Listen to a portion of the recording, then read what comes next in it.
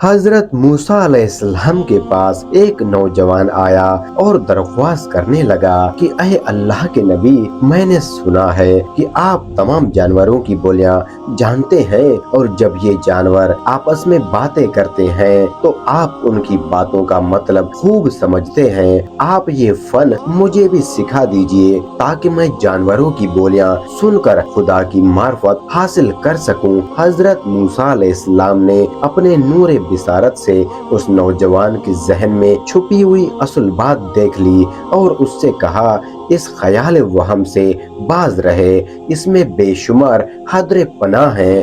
جانوروں کی بولیاں سیکھ کر خدا کی معرفت حاصل نہیں ہوتی، اس کے لیے خدائی سے رجوع کر۔ حضرت موسیٰ علیہ السلام نے اس نوجوان کو بہت سمجھایا بجھایا، لیکن جس قدر آپ اسے روکتے اور سمجھاتے اسی قدر وہ ضد کر جاتا۔ اس نے بے حد خوشامد سے کہا، اے پیغمبر خدا، مجھے اس بات سے محروم کرنا آپ کے لطف و کرم اور مہر و محبت سے پائید ہے۔ آپ کو حق تعالیٰ نے بڑی صفاست سے نوازا اور نور بصارت بخشا ہے۔ کسی شے کی حقیقت آپ سے پوشیدہ نہیں۔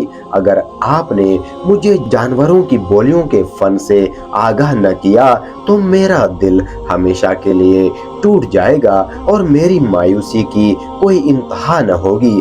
تب حضرت موسیٰ علیہ السلام نے بارگاہ خداوندی میں عرض کیا، یا اللہ، تو بے نیاز ہے۔ ایسا معلوم ہوتا ہے کہ اس نوجوان کی عقل کو شیطان مردود نے اپنا کھلونا بنا دیا ہے۔ تو ہی بتا میں کیا کروں؟ اگر اسے جانوروں کی بولیاں سکھا دوں تو یہ بات اس کے حق میں نیک نہ ہوگی، اور اگر نہ سکھاؤں تو اس کے دل تیرے صدمے سے چور ہوتا ہے۔ حق تعالیٰ نے حکم دیا، اے موسیٰ، تم اس نوجوان کی خواہش پوری کرو، کیونکہ ہماری سنت ہے کہ ہم کسی کی دعا رد نہیں کرتے۔ یہ حکم پانے کے بعد حضرت موسیٰ علیہ السلام نے سوچا ایک بار پھر اس نوجوان کو اس خیال سے باز رہنے کی کوشش کروں۔ چنانچہ آپ نے اسے نہایت شیریں اور نرم لہجے میں سمجھایا کہ خدا نے اجازت تو عطا فرما دی ہے اور اب تیری مراد خود بخود پوری ہو جائے گی، لیکن تیرے حق میں بہتر یہی ہے کہ یہ خیال ذہن سے نکال دے اور خدا سے ڈر، کیونکہ یہ پٹی شیطان نے تجھے پڑھائی ہے۔ مجھے یقین ہے تو سینکڑوں آفتوں میں پھنس جائے گا اور آخر میں سوائے ندام و تو پیشمانی کے کچھ ہاتھ نہ آئے گا۔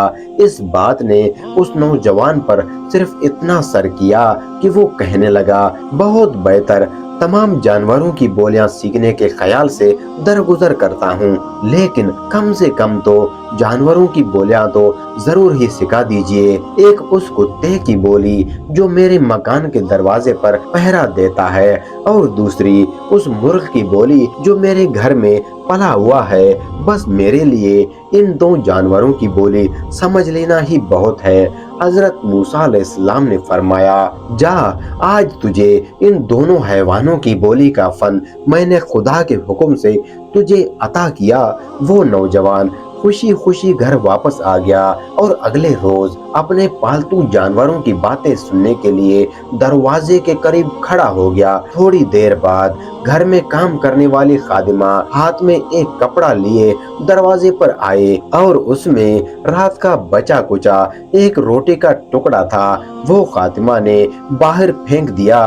اسی وقت مرغ پھڑپھڑاتا ہوا آیا اور وہ ٹکڑا اٹھا کر اپنی چونچ میں دبا لیا۔ پھر دیکھنے والے کتے نے یہ دیکھ کر مرغ سے کہا، یار، تو بڑا لالچی ہے، دانا دانا چپ کر بھی اپنا پیٹ بھر سکتا ہے۔ بازی روٹی کا یہ ٹکڑا ہمارے حصے کا تھا، وہ بھی تو نے اچک لیا۔ مرغ نے کتے کا شکوہ سنا تو جواب میں کہا، بھائی، اس باسی روٹی کا رنج نہ کر، صبر سے کام لے۔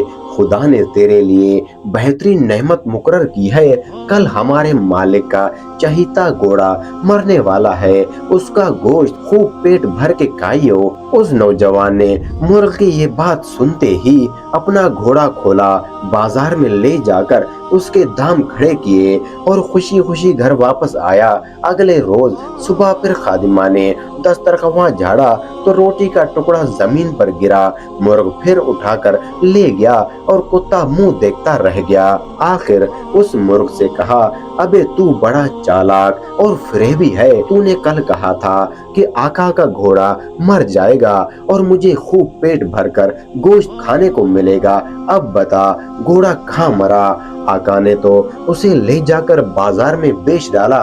मालूम होता है तू अजली झूठा है। मुर्ग झूठा नहीं, बड़ा बाखबर था। उसने जवाब दिया, यार तू खामखा दाव खाता है। घोड़ा तो मरने ही वाला था, यहाँ न मरा, दूसरी जगह जाकर मर गया। हमारा आका घोड़ा बेचकर नुकसान से तो बच गया, अब बज़ाहिर अपना नुकसान दूसरे की गर्दन पर डाल दिया। लेकिन फिक्र न कर, कल इंशाअल्लाह उसका ऊंट मर जाएगा, फिर तेरी पांचों घी में और सर कढ़ाई में होगा। नौजवान लपका हुआ गया और ऊंट को भी बाजार ले जाकर दाम वसूल किए। जानवरों के मरने के सदमे और रकम के नुकसान से छुटकारा पाया। दिल में खुश था कि इन जानवरों की बोलियां सीख कर फायदे में ही रहा। हजरत मूसा ने तो ख्वामखा डरा दिया था कि हजारों आफतों में फंस जाएगा। अभी तक तो कोई आफत आई नहीं। तीसरे दिन कुत्ते ने गुस्से से मुर्ग से कहा, अबे जमाने भर के कज़ाब, कब तक काट हंडी पर आग बढ़ जाएगी? तू बड़ा ही फरेबी निकला। आखिर तुझे झूठ बोलने में मजा क्या आता है? मुर्ग ने कहा, यार जानी, मैं झूठ नहीं बोलता।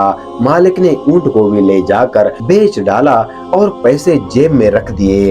अब वो ऊंट जिस बदनसीब ने खरीदा था उसके घर जाकर मर गया। बहरहाल तू गम न कर, कल हमारे आका का गुलाम मरेगा। मौत ने उसे ताका है।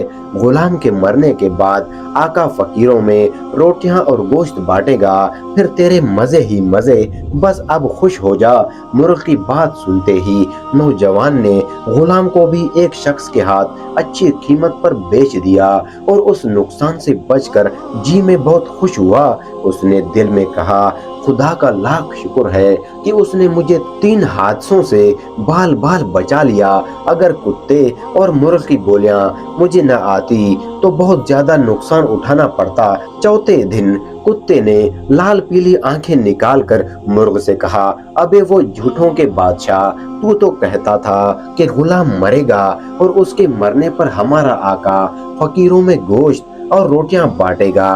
गुलाम कहाँ मरा? मुर्ग ने जवाब दिया, बा खुदा, मैंने सच कहा था।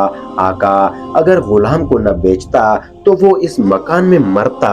बहरहाल जिसने उसे खरीदा वो अब अपने नसीब को रो रहा होगा, क्योंकि गुलाम उसके घर जाते ही अगले रोज सुबह मर गया और बेचारे खरीदार की रकम बर्बाद हुई। लेकिन अब तो खुश हो जा कि खुद हमारे आका की बारी आ गई है।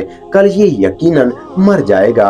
अब देखता हूँ कि वो अपने आप को मौत के फरिश्ते से कैसे बचाएगा। काश वो बेवकूफ इतना समझ जाता कि एक नुकसान सैकड़ों नुकसानों का सदका होता है। याद रख कि जिस्म व माल का जिया जान का सदका। लेकिन अफसोस, अब तो किस्सा ही तमाम हुआ जाता है। आज हमारा आका सोए आदम रवाना हो जाएगा, फिर उसके वाली वारिस गाय ज़िबा करेंगे और देगे चढ़ेंगी। रोटियों के टुकड़े और हड्डियां बोटियां इस कसरत से तुझे खाने को मिलेंगी कि जी भर जाएगा। आका ने जब अपने मरने की खबर सुनी तो पैरों तले जमीन निकल गई, हाथ पैरों में दम न रहा, गिरता पड़ता बद आवाज बदहाल हजरत मूसा अलैहिस्सलाम की खिदमत में हाजिर हुआ और सारी दास्तान सुनाकर फरियाद की कि ऐ खुदा के सच्चे नबी, मुझे मलकुल मौत के पंजे से बचाइए। हजरत मूसा अलैहिस्सलाम ने फरमाया, अरे अहमद, इसमें डरने की क्या बात है? फौरन बाजार में जा और अपने आप को भी बेच डाल। तू तो इस काम में बड़ा होशियार है। इस मर्तबा भी अपना नुकसान किसी और के सर पे मढ़ दे और खुद को बेचकर जो माल मिले वो अपने खजाने में भर ले। सच है, आने वाली मुसीबत को अक्लमंद पहले देख लेता है और बेवकूफ आखिर में उस नौजवान ने फिर मिन्नत समाजत शुरू कर दी और इस कदर रोया कि हजरत मूसा अलैहिस्सलाम को उस पर रहम आ गया। हजरत मूसा अलैहिस्सलाम ने फरमाया, ऐ नौजवान, अब तो तीर कमान से निकल चुका और छूटा हुआ तीर कभी वापस नहीं आता। कज़ा ने तेरा घर ताक लिया है और उसे टालना मेरे बस में नहीं। हाँ, बारगाहे इलाही में तेरे लिए ये दरख्वास्त पेश करता हूँ कि जब तेरी रूह बदन का साथ छोड़े तो ईमान की दौलत तुझे नसीब हो। पैगंबर खुदा की बात पूरी भी न हुई थी कि नौजवान का जी मालिश करने लगा। दिल घबराया, यकायक खून की एक कै हुई। वो कै ऐसे की न थी, मौत की थी। जबान बंद हो गई, आंखों की पतलियां फिर गईं। आखिरकार उसने हिचकी ली, अपनी जान जाने आफरीन को सौंप दी। हजरत मूसा अलैहिस्सलाम ने जब ये मंजर देखा तो अल्लाह ताला से दुआ की कि ऐ बारी ताला, इसे ईमान की दौलत नसीब फरमा, अपनी शान के सदके में इसे बख्श दे। इसने गुस्ताखी और जिद की, लेकिन वो नादान था, इस पर रहम फरमा। खुदाए बुजुर्ग वो बर्तन ने अपने पैगंबर की दुआ कबूल फरमाई और उस नौजवान को बख्श दिया।